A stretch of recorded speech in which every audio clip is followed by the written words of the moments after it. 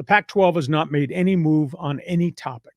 Pac-12 is trying to negotiate a new TV media deal, and they're really struggling because most of the other networks have committed a whole bunch of other places, and there's a lot of money on the line if they don't get a marquee deal.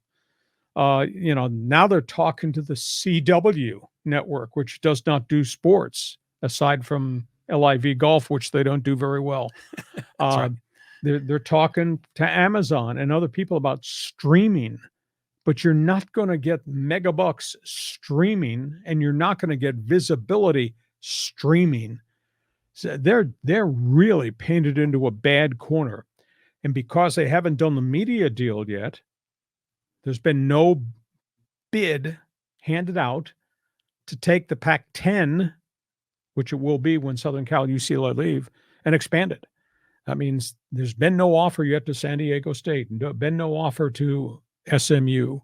I don't know where Fresno fits in this conversation now, Vegas, etc. San Diego State's got a problem, though.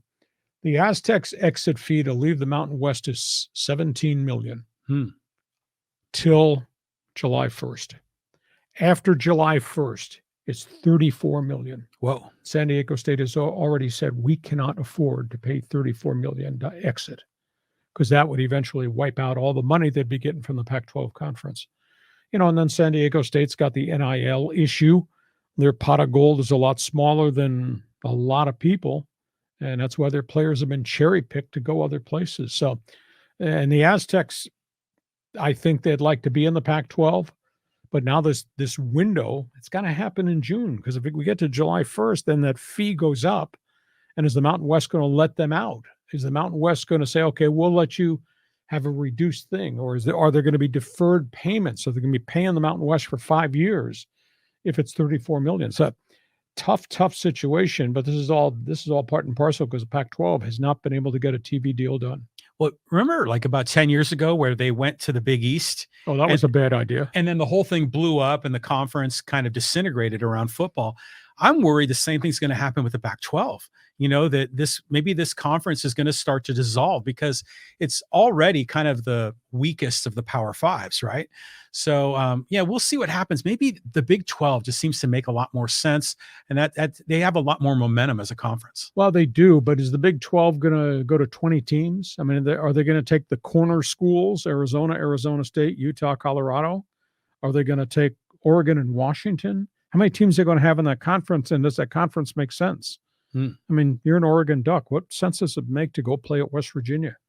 If you look at where the Big 12 is, Big 12 should never have expanded the way they did when they brought on Cincinnati and Houston and Central Florida. Yeah. I mean, none of that makes any sense geographically. So I think the Pac-10 will keep Oregon, Washington, and will keep Arizona State. The question is, can they get a TV deal done? Does anybody think those games are sexy enough on late night TV to offer the Pac-12, or going to be the Pac-10, a monster contract? So that, and San Diego State's just kind of caught in the middle, having to wait here.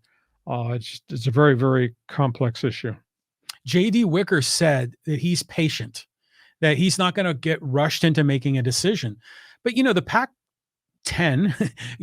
their leaders, they know about this exit fee, see, it makes you wonder if they really want San Diego State, why haven't they already offered them yet? Is it because they're waiting on the TV deal? Is that the whole thing? Yeah, I don't, in all honesty, and we talked about this before, I don't think any of these teams they're talking to as expansion candidates bring any cachet to the table outside of Aztec basketball.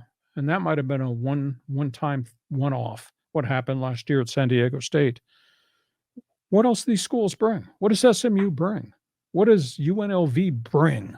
Jerry Tarkanian's dead and gone. Yes. What's Fresno State bring?